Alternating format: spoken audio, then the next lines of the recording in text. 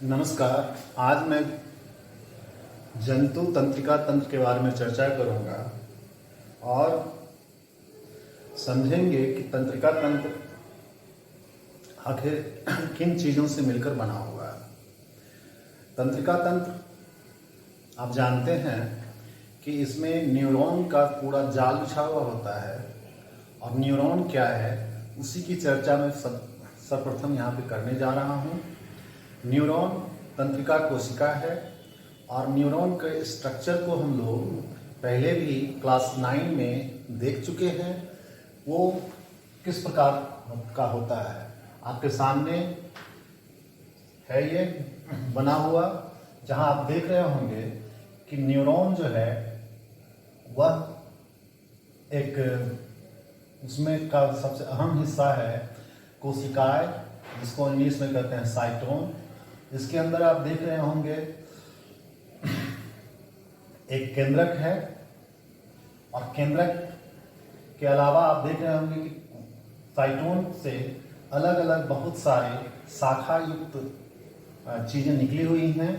इन शाखाओं को आप डेंड्राइट्स बोलते हैं, इंग्लिश में इसे वो बोलते हैं डेंड्राइट्स बोलते हैं, और इसी को हिंदी में हम लोग द्रमिका कहते हैं।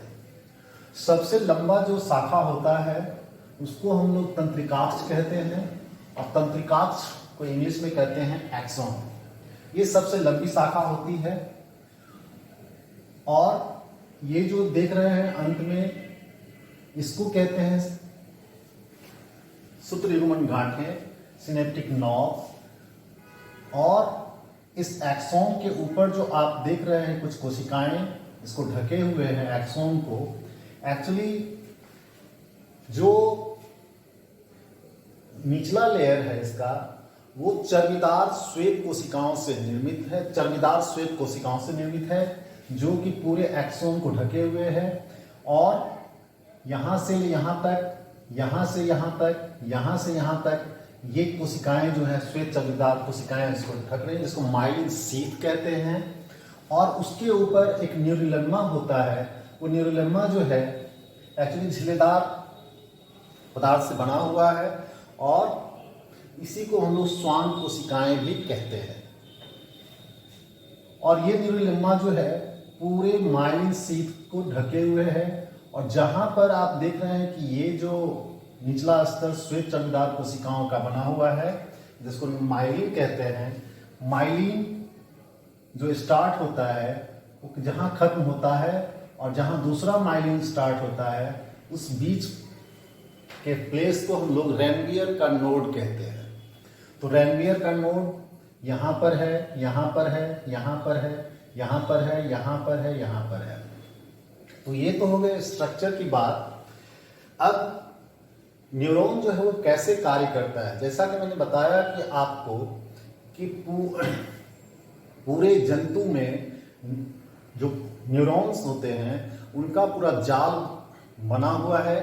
और एक्चुअली ये जो आप देख रहे हैं ये डेंड्राइट्स जो हैं वही जो है संवेदनाओं के आवेग को पकड़ते हैं जो कि केमिकल्स के रूप में मौजूद होते हैं।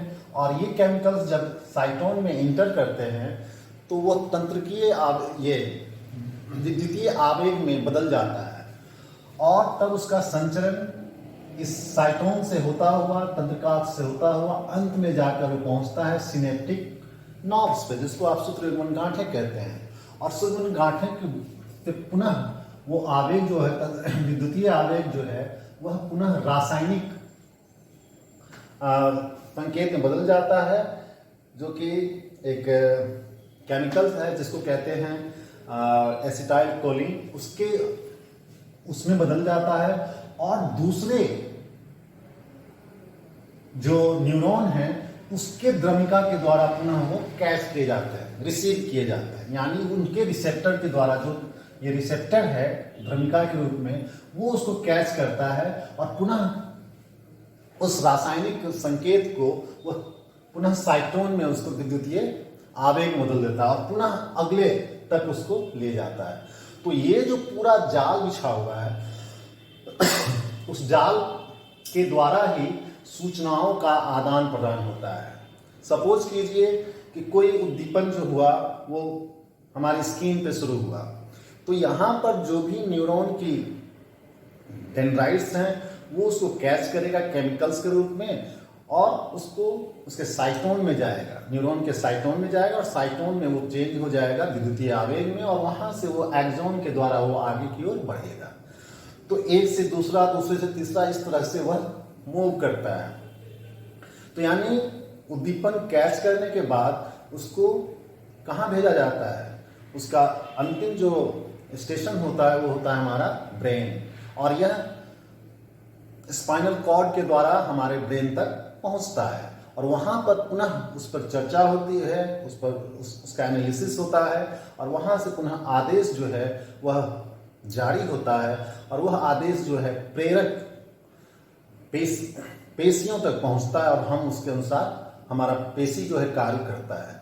तो ये तो पूरा का पूरा जाल बना हुआ है, इसके द्वारा हम लोग ये कार्य करते हैं। हमारे शरीर में ये सारी कार्य प्रणाली कार्य करती है। तो न्यूरॉन की जो संरचना है ये बार बार आपसे पूछा जाता है आपके एग्जाम में, खासकर हम लोग देखते हैं जैक बोर्ड के एग्जामिनेशन में न्यूरॉन का हमेशा नामांकित चित्र पूछा जाता है और नामांकित चित्र पूछा जाता है और जो 2 मार्क्स में ये क्वेश्चन आपसे पूछा जाता है, तो बहुत इंपॉर्टेंट है। तो आज के वीडियो में मैं इसी की चर्चा करना चाह रहा था। आगे में हम लोग बात करेंगे ह्यूमन ब्रेन की और उस ब्रेन की पूरी संरचना के बारे में जानेंगे और उसके कार्य के बारे में हम लोग जानेंगे। धन्यवाद।